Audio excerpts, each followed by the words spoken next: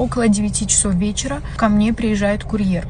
Я открыла ему подъезд, он поднялся ко мне на этаж, затем я открыла ему дверь. Я открываю ему дверь, прошу поставить цветы в угол. Это буквально 2 шага в моей квартире. После чего он совершает действия сексуального характера в мой адрес. Это все произошло за буквально считанные секунды. Я его выгнала. Вы не представляете, как сильно я напугалась. Со мной впервые такая ситуация. Меня возмущает, что я не могу чувствовать себя в безопасности в своей собственной квартире. Это моя квартира, это мое пространство, это моя безопасность. Почему я должна бояться открывать двери курьерам? Сразу после произошедшего я ему написала о том, какое он право имеет меня трогать, и написала, что я буду разбираться, что я буду писать на него заявление, на что он мне ответил: заебешься.